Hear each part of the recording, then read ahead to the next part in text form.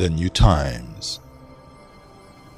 Honorable Speaker of the Senate, Honorable Speaker of the Chamber of Deputies, Honorable Members of Parliament, Ministers, diplomats, distinguished guests, ladies and gentlemen. Good afternoon.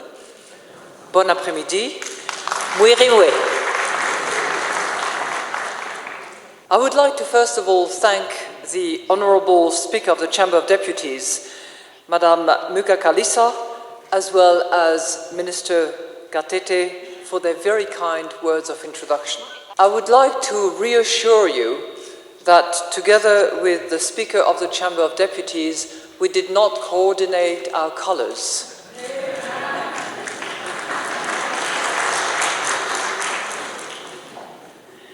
And I would like to tell you that as former minister in various capacities in my country, in my previous life, it gives me great, great pleasure to appear before you.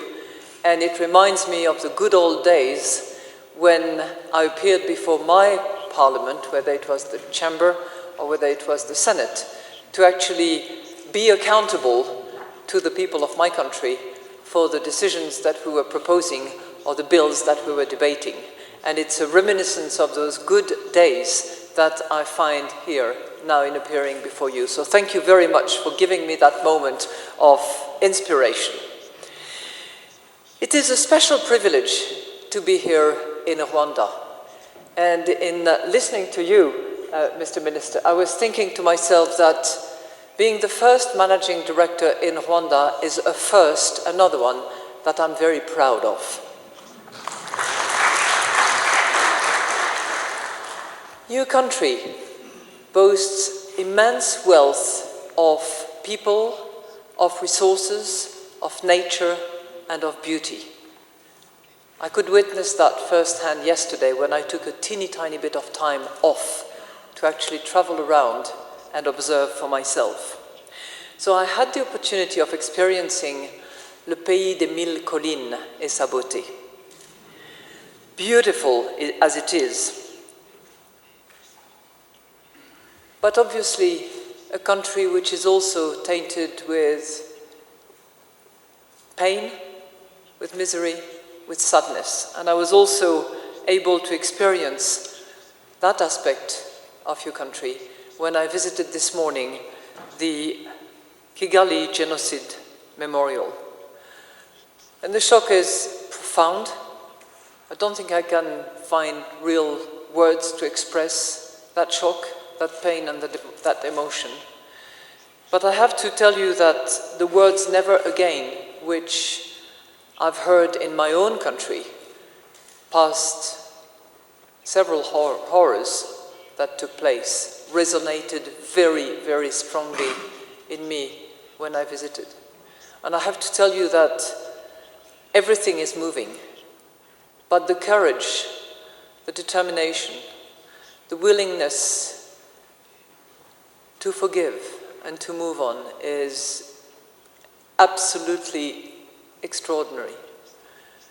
And I was reminded of the words of your president, who invited me to visit Rwanda, when he said that 20 years ago, Rwanda had no future but only a past. And today, half of all Rwandans are under 20. And this is the future that is before us, and this is the future for all Rwandans.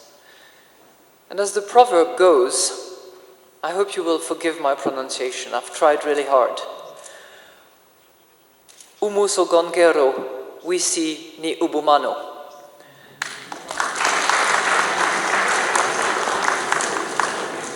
Not perfect, but close. So today, Rwanda can take pride in having overcome extraordinary adversity, and you are building a resilient and inclusive economy. And inclusiveness is a case in point. Just when I look at this room, over 60% of women members of parliament. This is unrivaled anywhere in the world, and you are definitely setting standards. So I'm very proud to be here in front of you.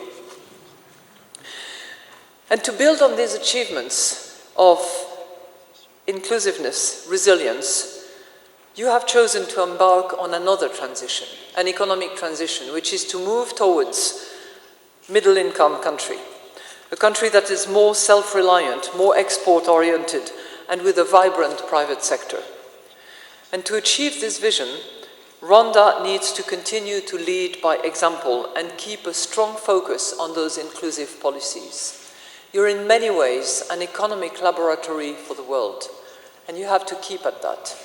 So with my team here with me today, we've tried to dig into the culture and the roots of Rwanda to actually describe what I wanted to describe for you. And we decided to pick dance. Your president once said, Rwandans know how to talk, how to walk, how to dance. So I've decided to use the dancing analogies in 3 points. First, the Inhore, the victory dance, to take stock of Rwanda's success within a regional and global context. Second, the Umuganura, the harvest dance, to see what lessons Rwanda can actually teach the world. And finally, the Ikinimba dance, the commitment to the future. So let me start with Inori. And actually I will refer to a conference that took place in Mobutu in Mozambique last year under the name Africa Rising. And this event brought together officials, business executives and civil societies from 42 African countries and many other parts of the world. The executive director of the IMF, who is representing many of those countries, was there as well. Minister Gatete and Governor Wamgwambwa joined us in Maputo, and the discussions reflected the much more upbeat narrative on Africa that is slowly but surely asserting itself. And I can tell you that coming from other corners of the world, it was refreshing. It was nice to hear that positiveness coming out of the discussions that we were having. Because most countries in sub-Saharan Africa showed great resilience in the face of the financial crisis in 2008-2009. In fact, many have actually bucked the recent global trend of slow growth by expanding at a healthy growth rate for quite a few years. Why? Well, sound policies, stronger institutions, a better educated population have positioned Africa as a major investment destination for both advanced and emerging economies. And in a growing number of countries in Africa, we are indeed seeing rising Africa. And your country, Rwanda, epitomizes that narrative. Since the early 2000s, Rwanda has grown at an average growth of 8%, with hiccups now and there, but average growth of about 8%, well above the regional average and on a par with emerging Asia. Per capita, yeah, I think it's worth an applaud, yes. Per capita income has more than tripled, and while poverty is still high, at about 45% of the population, the poorest are beginning to share the benefits of growth. And this is a remarkable feat, a genuine Intore story. Still, as many African policymakers emphasized in Mozambique, important challenges remain in the region. Many countries need to make growth more inclusive, as you do, and invest more in human capital to equip future generations to join the global economy. That's one set of challenges. The second set of challenges that is common to many African countries is the challenges of infrastructures, and particularly cross-border infrastructures as well, which must be financed in a sustainable manner. Finally, there are some countries that are struggling with inherent fragilities and failing to harness the benefit of prosperity in the continent. Now, these challenges are surmountable, but they become more daunting and more difficult in an uncertain global environment. So, as we had as the big title for the conference, Africa Rising, we also said, Africa watching. Africa needs to watch. Africa needs to be on alert. And it has to do so because we are all facing an uncertain world. So why do I call for vigilance? Because according to the latest forecast we have, on a global basis, the economy will grow. But it will not grow a lot. It will go at the average pace over the last 20 years or so, which is too little for a global economy that is coming out of a major financial crisis. It's too little for an economy that has to provide for new jobs for the young people who are joining the job market. And this is so despite what we call a shot in the arm, which is the decline in oil prices, which we regard still today as a net positive for the global economy. If we look at the advanced economies, most of them are too slow in terms of growth, except for the United States and the UK. But you look at the euro area, you look at Japan, it is slow and with a low growth potential, lower than what we thought. If you look at the emerging economies, including China, they are growing, yes, but at a slightly slower pace than they had and slightly slower than we had expected. And this slower growth, decades ago, would not have mattered for Africa. But it matters because Africa is much more integrated in the global economy than it was. Growth forecasts for sub-Saharan Africa have been pared down due to lower oil and commodity prices. And still, the overall outlook remains promising, close to 5%, and only second to the other very high growth area, which is Southeast Asia, developing Southeast Asia. But we still have some headwind risks. What are they? Consider a scenario of persistently lower oil prices. This may be a bonus for oil importers, putting more money in the pockets of households, more money for enterprises to invest, and providing governments with a fantastic opportunity to reduce costly and inefficient energy subsidies. Oil exporters, however, will see increased external and balance sheets vulnerabilities. So that's one area where we see currently positives, but with a very balanced situation depending on whether you import or you export oil, not to mention the currency adjustments along the way. Second scenario that we've been talking about for some time and that is now imminent, that of normalization of monetary policy by the United States. And even if this process is well managed, if there is a good and smooth transition, if it is well communicated, it will certainly cause some volatility, and there could be negative effects for the emerging markets and global financial stability. African economies might be impacted, so they have to be watchful. And of course, in addition to these two risks that I have just mentioned, consequences of the oil impact, consequences of the asynchronous monetary policies with the Fed exiting gradually, the ECB coming in, we have the persistence of geopolitical tensions as we have seen in Ukraine, in the Middle East, and even in some African countries. So what is the bottom line? Sustaining sustainable growth is a first-order priority. Reigniting it where it is deficient, supporting it when it is waning. And sound policy fundamentals are paramount, although policy specifics will differ on a country-by-country basis. How about Rwanda? Well, your country today is taking on the future with a strong foundation laid over the past 2 decades. It is a positive example for countries striving to exit fragility, offering valuable lessons on how homegrown initiatives can be adapted to promote inclusiveness and social cohesion. And it is demonstrating leadership in reforming the business environment, building investments and jobs.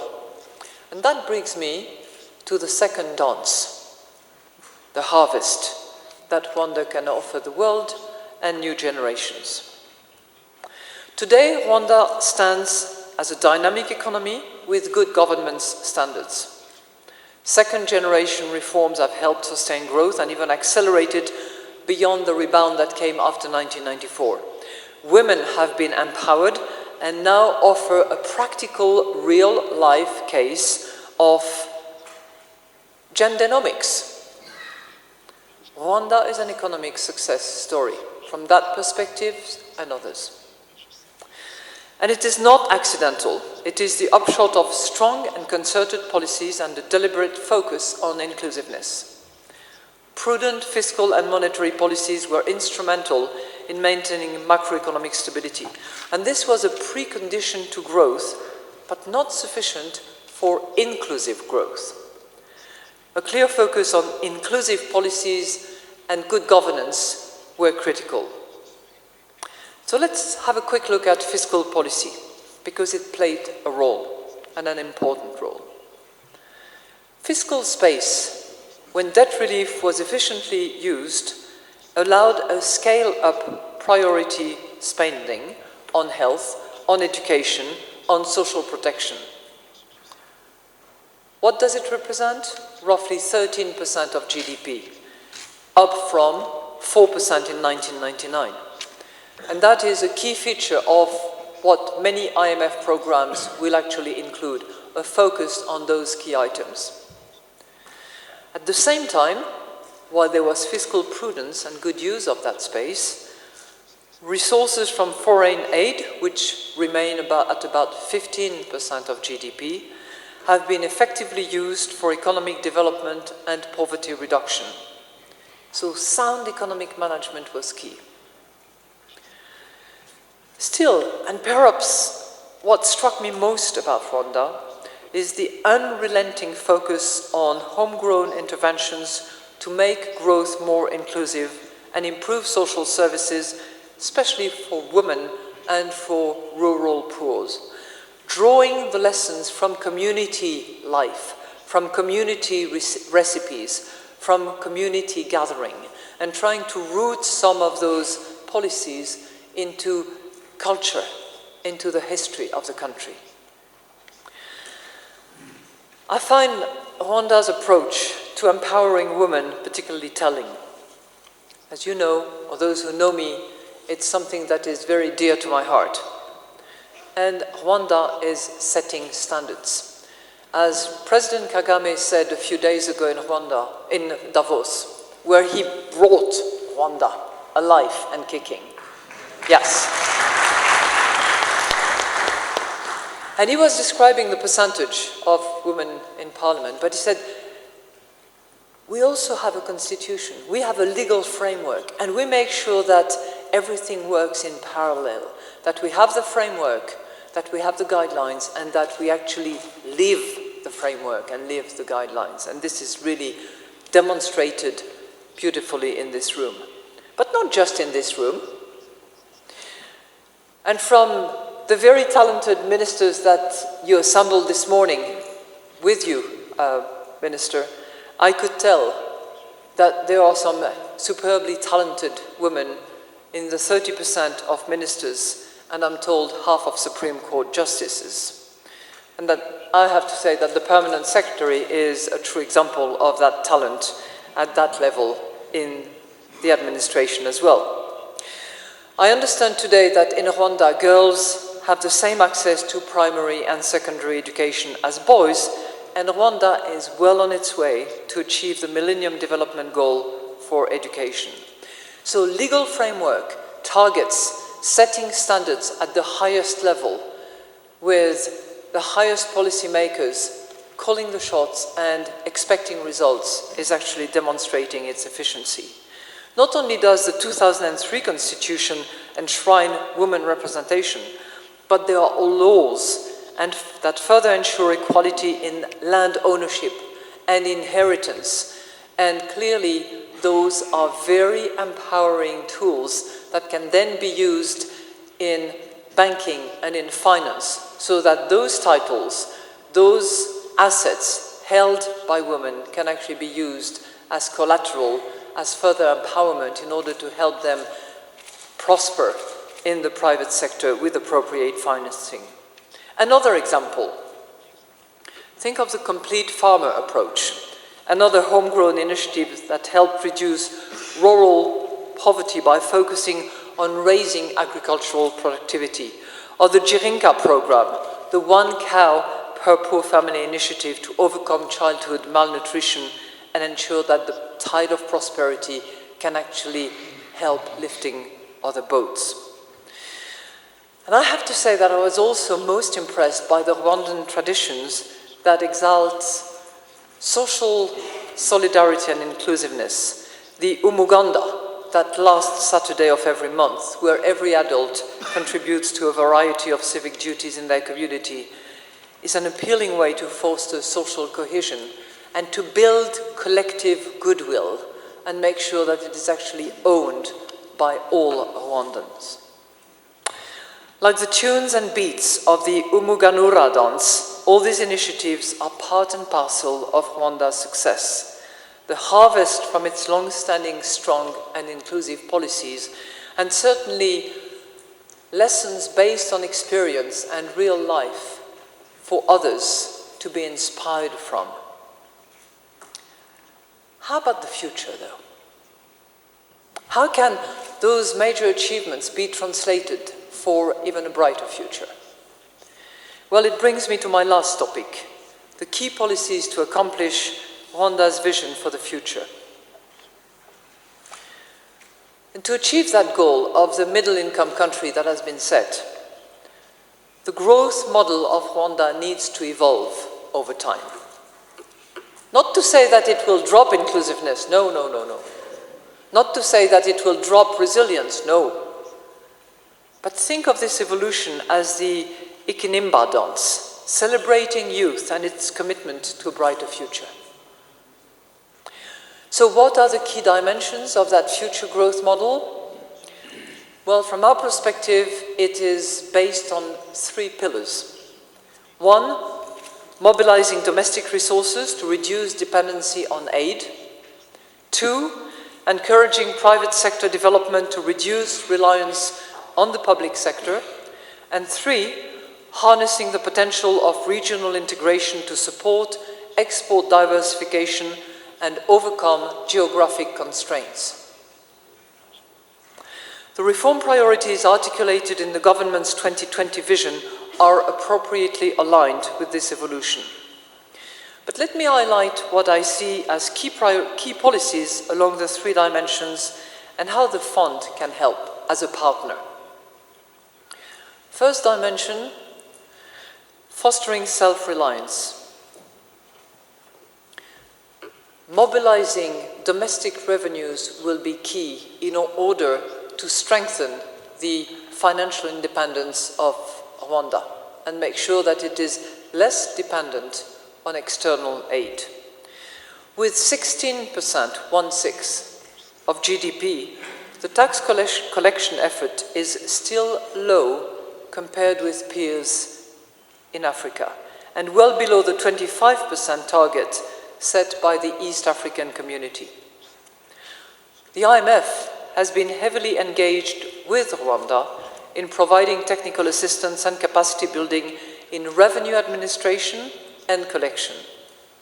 We will continue this support to broaden the tax base and strengthen administration so that Rwanda can bridge this gap.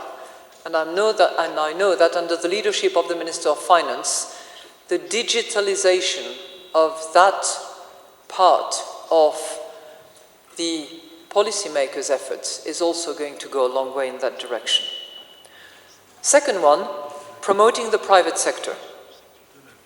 An efficient business climate is essential in fostering private sector job creation and structural transformation. And Rwanda has made important strides over the years, such as cutting red tape for construction permits, making it easier to get electricity, and strengthening the legal rights of borrowers and lenders. At 46 out of 189 countries in 2015, Rwanda is now in the top 3 sub-Saharan performers according to the World Bank Doing Business indicators. Yeah, that is pretty good, and it's progress. Yet, we all know that infrastructure gaps continue to hold back the private sector from flourishing. In particular, key infrastructure projects in energy, in transportation, in water are needed to unleash the full potential of the country and respond to the expectations of the private sector. And of course, all that needs to be done with a reasonable resource envelope that does not constitute a heavy burden on the Rwanda economy. Here again, the IMF has been engaged with the government in exploring optimal combinations of financing sources, increases in revenue, and judicious resort to external borrowing to finance critical infrastructure projects. Equally important for the development of the private sector is the set of skills of the labor force to reap the dividends from the demographic transitions. Yes, Wanda has a fantastic youth, full of energy and expectations, but it needs to be equipped with the right set of skills to actually join the economy and be fully equipped to flourish and prosper.